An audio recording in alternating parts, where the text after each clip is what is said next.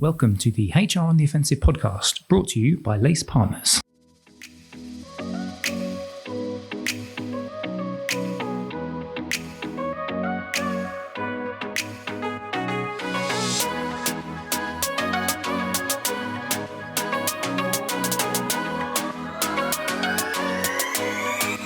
Good morning, good afternoon, and good evening, and welcome to the latest HR on the Offensive podcast. It's me, Chris Howard, joining you as always on this Thursday from Lace Partners on our latest podcast. And today's one, it is HR operating model focused. I am in the office. I'm in a nice room with one of our co-founders and our CEO, Cathy Acratopulo. You all right? I'm good, thanks, Chris. Looking forward to the conversation. This is your kind of wheelhouse, isn't it? Operating model. So just for the benefit of those of you who are listening in, we've had a campaign that's been running for a few months now. It's looking at demystifying HR operating models. And we've developed what we call an operating model formula. And what we decided to do is almost stress test it a little bit with a few friends that we have at Lace. So we've done a podcast already on growth, so rapid growth businesses. We're looking at the time of recording at doing one around customer intimacy and agility, which are the other models that we've looked at. But today's podcast is focused on productivity as a business driver. And to do that, we've got a friend of Lace, somebody who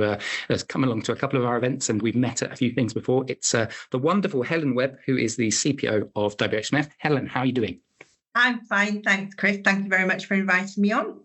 It's lovely to have you on. So we're going to delve into the delights of productivity as a business driver. What I'm going to do first is get Cathy to just kind of frame it as what this area is and the types of businesses that we identify within this space. But before we do that, we need to do a check-in, and that check-in is a fundamentally different question. I'm going to let Cathy go first because we're going to give our guest time to compose ourselves. So we're coming up to the Olympics at the time of recording, and I want to know, Cathy, if you could magically superpower yourself into an Olympian standard sport where you could then compete at the highest level, what would it be? My goodness. Okay, so I like to weight train.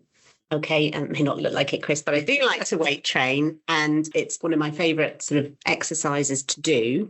And I am in awe when I see the weightlifters on the Olympics because you see the weight of the bar is bending as they put it up above their head and then, press. It's so impressive. So I would love to be able to do that because it would make my measly number of kilos that I lift look absolutely pathetic. But I would love to be able to say I can lift however many kilos it is way above my head and compete at Olympic level. It would blow my mind. So, Cathy, the Olympic weightlifter, yeah. Helen? I think I would want to be a sprinter, and I'll tell you why. Sprinting is always something that looks, for those who are brilliant, effortless. So I'd love to be able to demonstrate that kind of prowess. But I'm a bit of a drama queen, and therefore I'd love to be in the main stadium with the atmosphere and the roar. I was lucky enough to be in the main stadium for a couple of days in 2012, and the atmosphere was just phenomenal. So I'd want a slice of that, I'm afraid. So that's brilliant. We've got an Olympic weightlifter. We have an Olympic sprinter, and I'm going to go for archery because there's something about pinpoint accuracy, which I am not in most parts of my life when I get involved with any kind of sport. So I've done clay pigeon shooting, useless at it. I've done archery before, useless at it. So darts as well, not very good at that, but I'm not doing that as an Olympic sport, I don't think yet. So I'll go for archery. So that's our fundamentally different question, our fundamentally different check-in. Helen, just before we start talking about the business driver itself, do you want to tell our lovely listeners a little bit about yourself and your background as well? Yeah, sure. Well, I'm a retailer by trade. I've been with WHSmith now 16 months. I joined in April 23, and I've worked for the Co-op. I've worked for Sainsbury's, Marks and Spencer's, Asda, and Morrison's.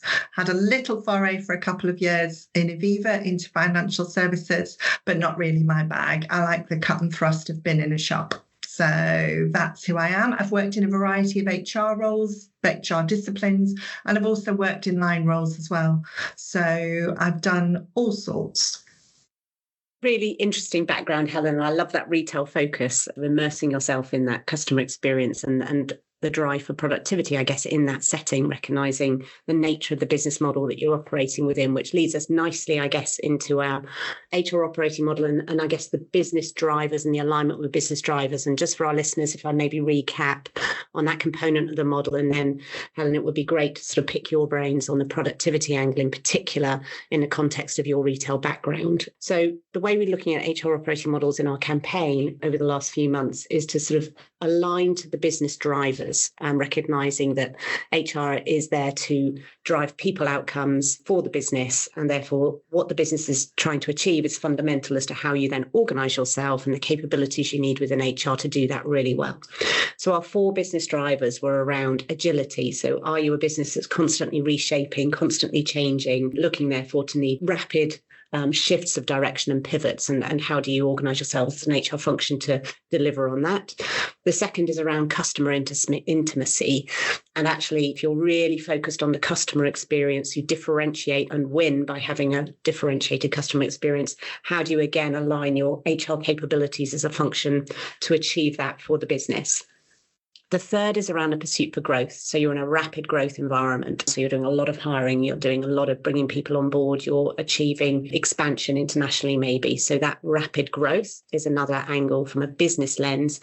And the fourth is productivity. When you may be in a higher volume, lower margin business, and actually as an HR function, how can you ensure that you're getting the best out of the workforce and doing things in a really efficient way?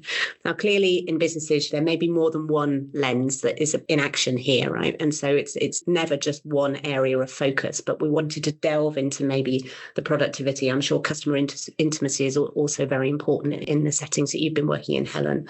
But that's the one I guess we wanted to get into. Therefore, the sort of first open question is, do those lenses resonate? And in your retail background setting, the angle around productivity, what has that meant for the sorts of things that you've tried to achieve through the people functions that you've led?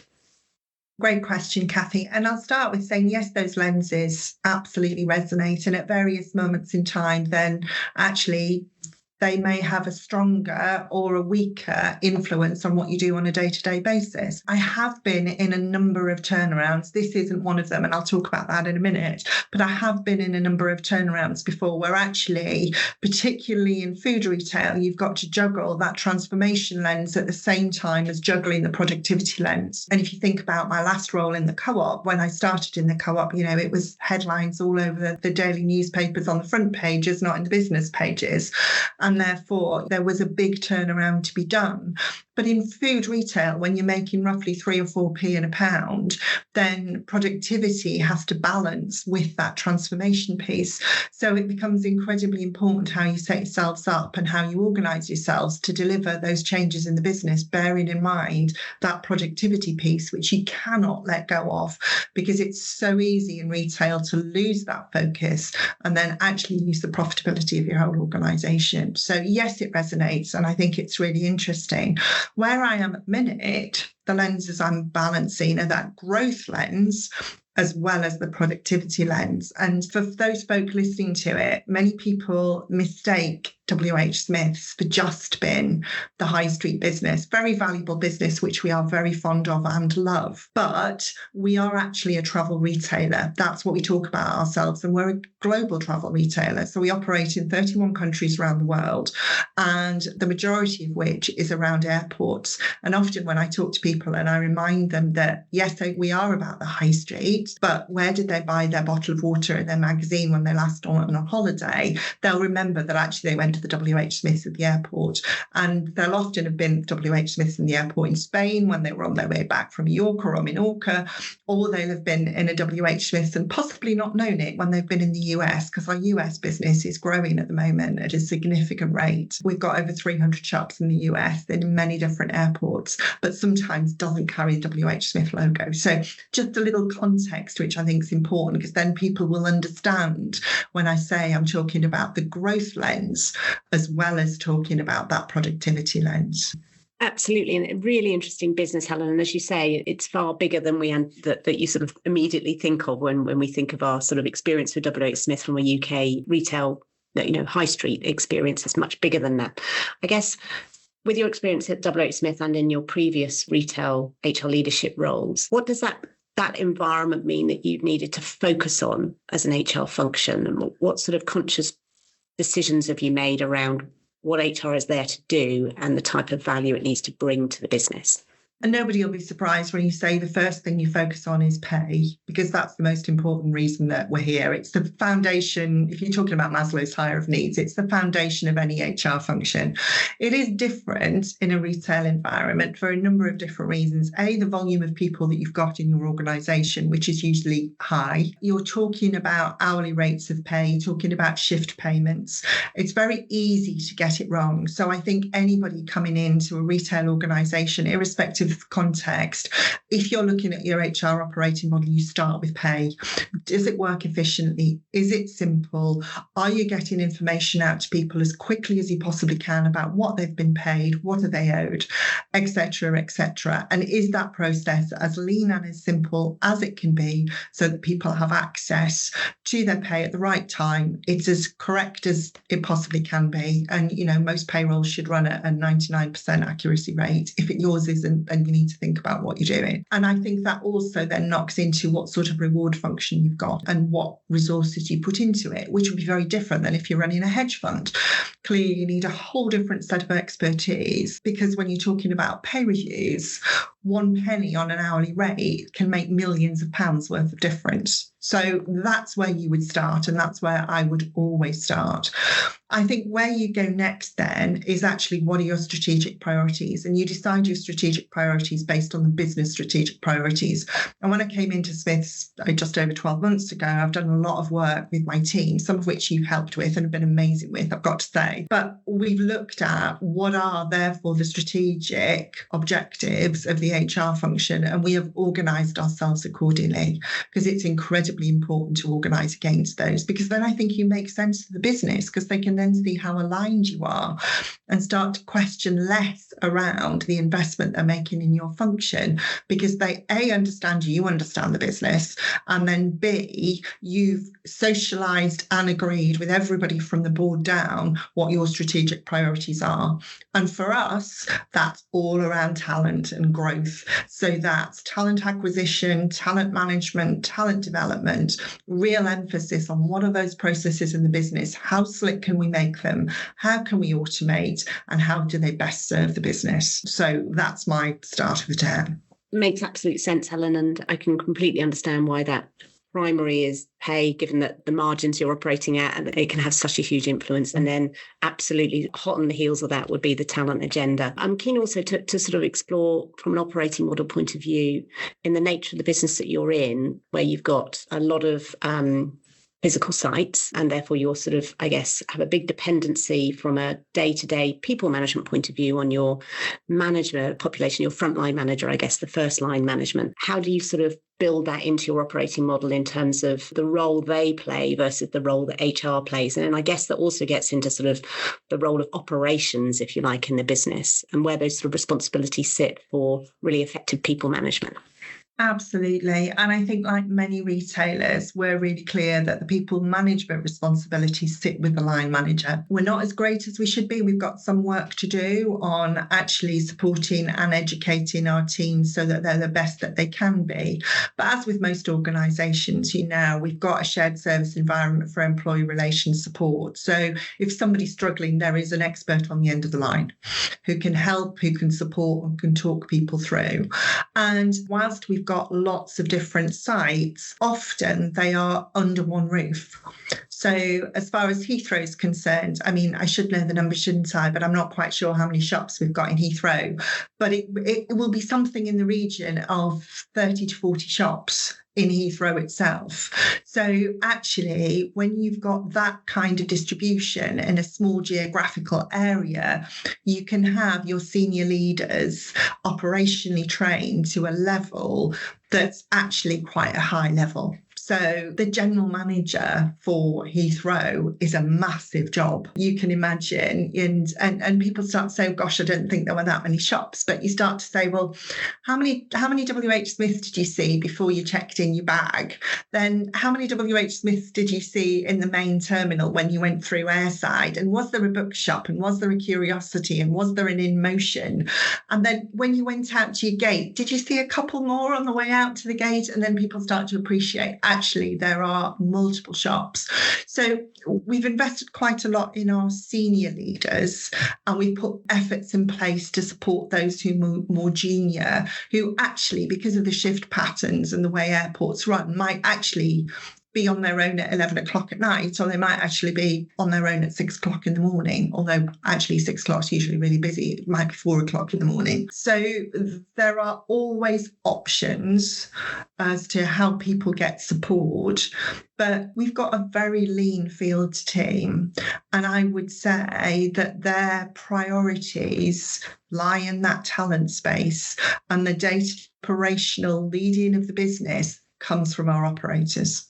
Yeah, absolutely. That makes complete sense, Helen. And I'm also conscious that as an HR function, just like finance function or IT, you take up a cost base within the business, right? And therefore, you're looking to ensure that your function is run as efficiently as possible. How you drive efficiency within the HR function itself, is that through digitization, as you say, centralized and shared services? Are those the sorts of levers that you're pulling to sort of drive that, ensuring that you're as efficient as you can be?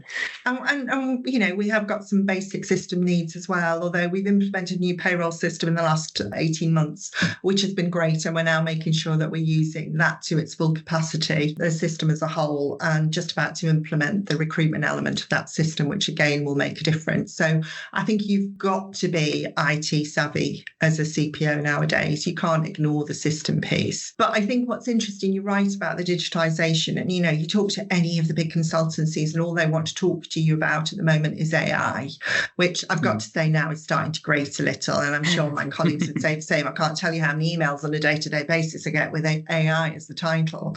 However, what the conversation was about 18 months ago, which I don't think we should forget, was more nuanced because it was about human-centric design. And I think actually, as HR professionals, we should spend a little more time in that space, because as you're designing processes, not just HR processes, but any process, particularly HR ones, though, I would say, then you have to think about the employee journey and make it as simple as you possibly can and as human as you possibly can. And I think in a rush to use AI to its, so that we can all tell each other, well, yes, we're well advanced on AI and we have an AI strategy, I don't think we should forget that. I think that's a really good point, Helen. Thank you for raising it. It is a really, really good point. And what you're talking about there, which I find quite interesting, is as a CPO, the mindset and the things that you almost need to be thinking about and the juggling act that you're effectively doing. So you talked there about, as a CPO, I need to be IT, or we, collective of CPOs across businesses, need to be IT savvy. You need to be on top of AI, but you don't need to be an expert in it, because it depends on how it impacts your business and thinking about the employee journey. I want to lead us into another part of the business drivers piece that we talk about, which is, and again, it's that juggling act for CPOs, wearing multiple hats. Now, in the productivity driver that we talk about, we almost say that the service expert is that kind of more dominant hat, if you like. And just for a reminder of those people that maybe aren't aware, what we'll do is we'll put a link to the actual blog of the 4 hats in the show note. We won't go into detail on all 4 of the hats right now, because we've done that in a previous piece, but service expert, experience architect, the transformation enabler, and then the compliance champion. You've already talked there, Helen. I just wanted to get your kind of reflections more than anything else, because Cathy, you both were talking about this idea of, well, we need to think about automating certain processes. You've talked about obviously the pay side of it, but can I just grab just a couple of minutes of reflections on, do you see that as the dominant hat, or is there any other hats that maybe evolves and changes over time as your focuses and priorities change as you evolve in this role as a CPO at WHSmith? When I refreshed myself on the hats before coming on this podcast, and I think so far while I've been here, I've worn all 4 hats, sometimes within the same hour. So I think you've got to be flexible and appreciate that you may be in businesses where either the compliance or that service expert are the key drivers. But I've got to say, I think in retail, I think that's what's enjoyable about it. You've got to be a master of all trades. You've got to understand the full gamut of HR. End to end. And that's what I enjoy about it. I enjoy wearing all of those 4 hats. I enjoy getting involved in, whether that's candidate journey and what we're going to do with the new system, or whether that's actually we need a little governance about sign off of pay reviews. So, I'm very happy with all 4 on. I think that's a really good point, Helen, around while we talk about the need to juggle, actually that's what a lot of people get the joy from in the CPO role, is the variety, right? And the fact that you are having to think about these different things at the same time, as you say, probably in the same hour, in the same meeting, right? You're wearing different lenses, pulling on different sort of capabilities and thought processes. I think the other angle that we have talked about with the 4 hats is the head that wears those hats, and the need for the CPO to almost be sort of the cultural conscience almost of the business, and be the person who is in often the cases that, you're sort of coaching key individuals like the CEO through big decisions, right? And I don't know whether that resonates with you as well, that cultural conscience role that you play as a CPO generally in your career so far.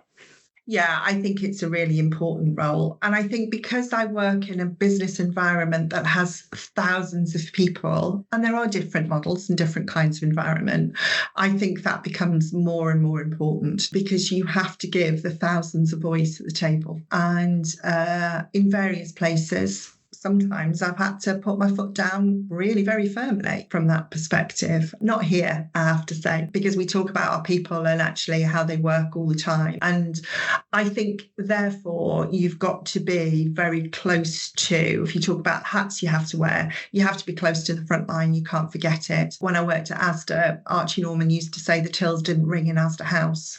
And I think if you work in retail, you've always got to remember that. So you can't not be out in shops. You can't not be on the front line. You can't not be listening and talking to people. And I think if you do that, then actually wearing that cultural hat becomes second nature, because you know what the people on the front line would say if they were hearing the conversation in that room at senior level. Yeah, exactly. And you can do all of the database analysis on surveys and feedback and start to run the numbers as to, okay, what's the general sentiment within the business? But having that shop floor empathy is really, really fundamentally important, isn't it? One of the things I wanted to talk about, just as we've got the last sort of 5 minutes as we start to wrap up the podcast, is almost, I'd like to put a hypothetical situation to you, Helen. If you were speaking to a peer who's in a similar sort of business to WHSmith, the advice and guidance you'd give in terms of types of traits that you've experienced or you think would make almost the archetypal perfect CPO for this productivity driver. And what we do at ACE is we've got this approach that we call 10 traits of a high-performing function. What's really interesting is that we've identified sort of 4 more dominant traits. I'll go through each of the traits one by one, just for the benefit of our listeners if they haven't heard this before. I'll do that quickly now, actually. So business-aligned and transformation partner, employee-centric and experience-rich, change leader mindset, solution innovation led, continuous improvement obsessed, commercially driven, supercharged people manager, responsive and adaptable, digital and insights mindset, digitally enabled and artificially intelligent. Sorry, Helen, for the artificially intelligent bit, because I know that's a bugbear of yours, but we'll move on. But what's interesting, because I think it was interesting when you were talking about the Heathrow example, but also when you were talking about the approach, is that supercharged people manager bit. And what we've highlighted is kind of in this particular driver, the 4 more dominant traits are continuous improvement obsessed, supercharged people manager. I feel like you might agree with us on that one, particularly after what you were saying with the stuff around Heathrow and some of the way that the business model is. Digital insights mindset. And again, you talked about it, IT savvy as a CPO, and digitally enabled and artificially intelligent. I guess the simple question to stop my rambling is, do you agree with those kind of 4 more dominant, or were there others in there that you think actually I've tended to lean into this? And if you were speaking to a clone of Helen Webb, who's working at another organisation, would you agree and say these are the kind of dominant areas you need to look at? I'd agree in part. I think if I could only have 4, I think I would try to find some way to squeeze in that commercial lens. I think that's really, really important. And I don't think that you can be considered a rounded CPO without it. And certainly my peers, whom I'm very fond of, I would say we've probably all got that trait. Some of us because we've done commercial roles, but some because they're just naturally inclined to. You have to understand how the business makes money. You have to appreciate, therefore, what the return in investment has to be and what the case has to be for HR.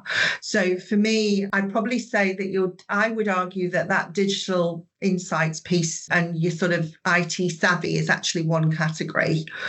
And I'd add in that commerciality piece. The other thing I'd add, though, that's not on your list is you've just got to be downright nosy.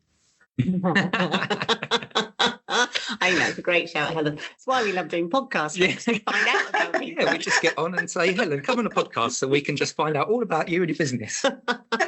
I love the nosy characteristic. Maybe we should play that in somewhere, Chris. I think that bit around commercially driven is so key, Helen, and particularly in environments like that you've worked in, right, where bottom line margin is so important, and HR, therefore, as a function, can have such a massive impact on success or failure as a business, right? Because your margins are narrow, and therefore you're holding a lot of the cost base when you've got a large number of people working in a large number of units, and how you source, deploy, and ensure those individuals are achieving their best, and to your point, paid at the right level and accurately, can have such a massive impact on the bottom line. So I think that's a really good shout. Yeah, certainly. And one of the things I just wanted to touch on, we've got a couple of minutes left, and I want to it kind of linked to that. For the benefit of the listeners, we record our podcasts, we pre-record them. So this podcast may or may not have already come out, but we did an interesting one with Catherine Dolan, and we talked about speaking the language of the C-suite. And I guess that's linked to that kind of commercially driven piece. So can I just get maybe a minute or so, Helen, from your perspective, how important that is to be able to speak that C-suite language from your perspective in terms of getting your ideas across, or really even from a people strategy perspective, making sure that this is really, really important for us as a business if we're going to grow, if we're going to evolve. We hear a lot of it post-pandemic, organizations talking about being people-centric, being people-focused. But I think there's something in there around the CPO, the CHRO needing to almost be a driver of speaking that same sort of language. So again, I'm waffling on. So just some reflections, Helen, on kind of speaking the language of the C-suite from your perspective. I think that's absolutely and utterly crucial. And obviously that language will differ dependent on the environment that you're in and what sort of business that you're in. But you have to be able to speak the lingo. You have to be able to walk in the door and sit around that table and hold your own. And I joke often that I think the best CPOs, everyone sat in that C-suite, is just a little nervous of them. And therefore, I think you have to be absolutely able to speak that language, or you just don't get in the room. Absolutely. And I think that's a key part of people looking to progress in HR as well. Back to your point about being commercially driven, right?